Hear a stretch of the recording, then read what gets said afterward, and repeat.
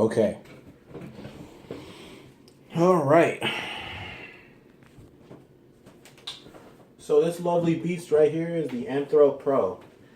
I did a lot of research last year and I picked this up for $100.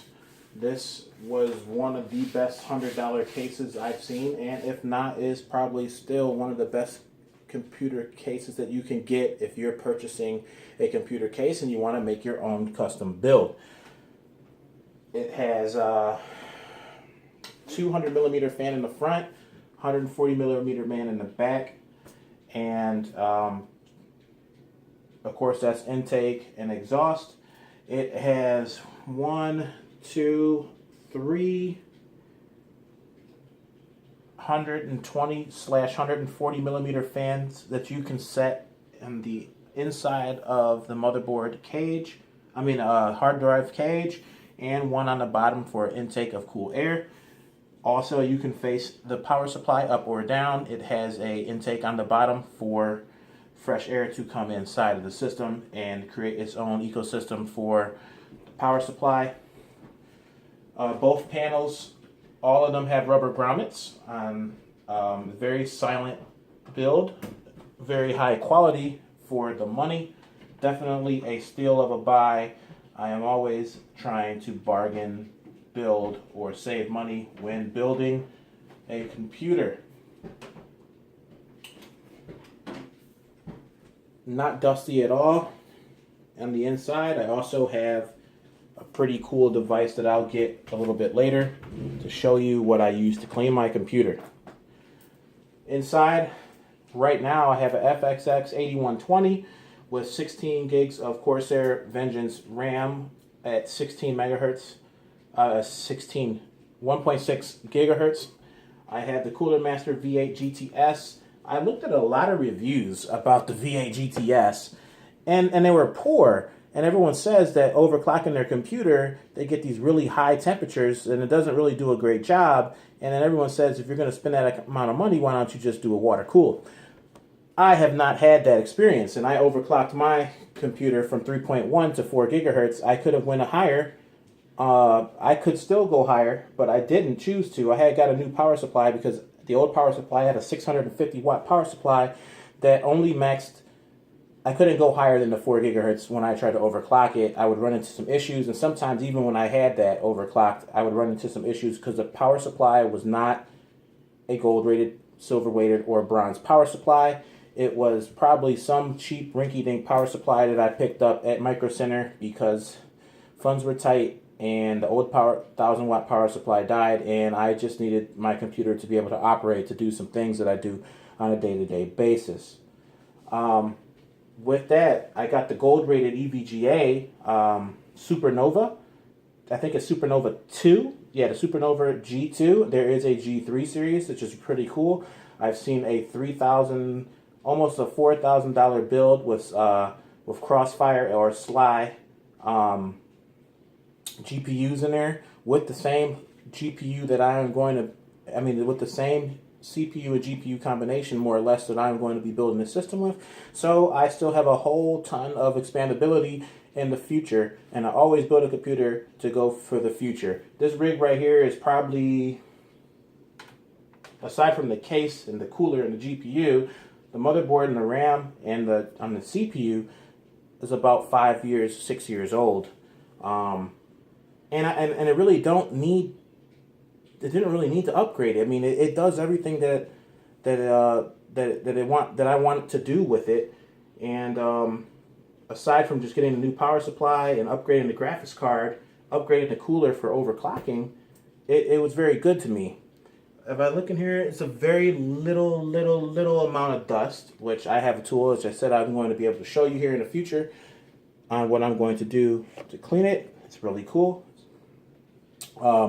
This guy right here,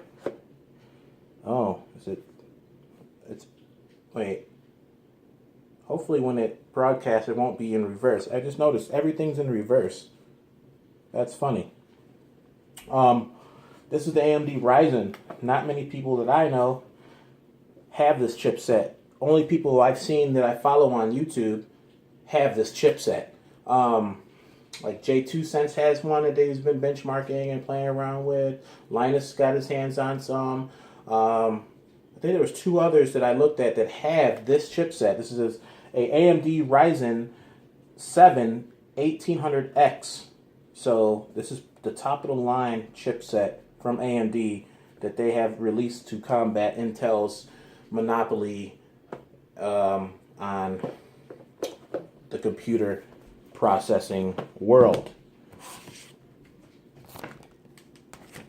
This right here, the Asus Crosshair Hero 6 motherboard, one of the best motherboards for gaming. One of the issues that I almost had a panic attack on was that the AM3 socket coolers are different from the AMD4 socket. So I have to say, Asus, you have a new customer for life now. The motherboard I have in my system is an Asus right now, but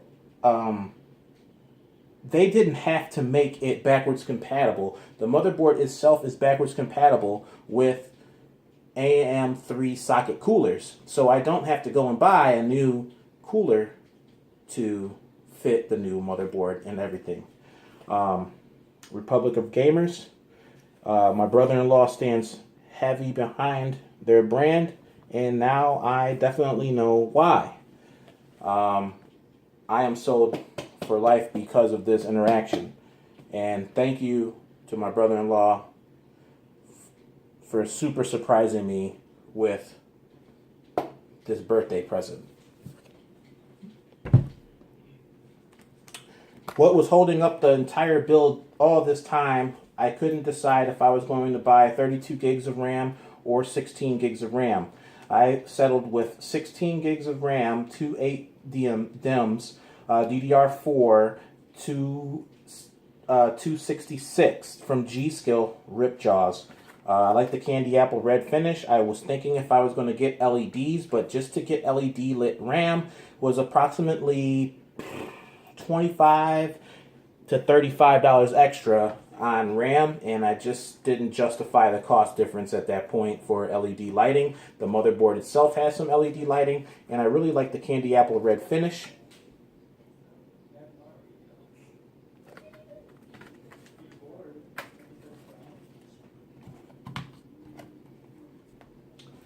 In the system, on the video card, which I did not talk about, was I have the RX 480. I just looked at the new AMD reviews for the RX 580s and 570s, and basically it's the same chipset, just overclocked a little bit. I had personally overclocked my CPU or GPU to 1350 from 1266 with stable, like everything was stable, even on synthetic benchmarks. And then I went up to like 1450, 1460 is when I seen some artifacting and synthetic benchmarks. So I pulled back and went ahead and just settled for the 1350. After seeing the new clock speed releases on the 580s, I went ahead and bumped it up to like 1444. And I've been running at 1444 for the last week. And it was not, I didn't see any artifacting or anything like that in any of the games that I was playing.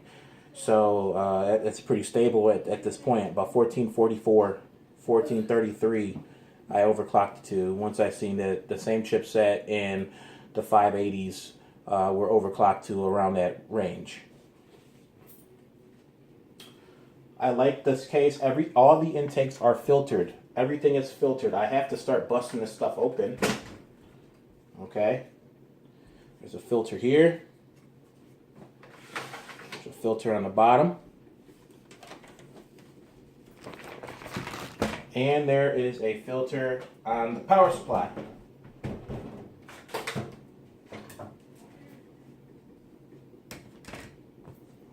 And right now, I do have extra fans in here.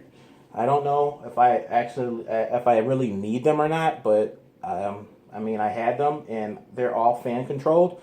I did a lot of research on fan curves to make sure that the system could run when it didn't need the fans up spinning really fast, that they were running low, and when the system needed it to have that extra cooling, it of course acclimated that.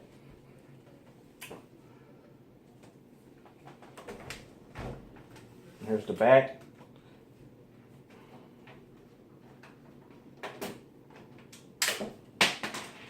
They made it real easy to access. Panel. And very clever cord management. The system came with all the ties and stuff that you needed to keep everything neat and organized in the system. This is part one of my new build installation, and I'm going to go ahead and cut this video. I'm going to go ahead and get my electronic duster and make sure everything is clean, and then we're going to start just connecting all of this stuff.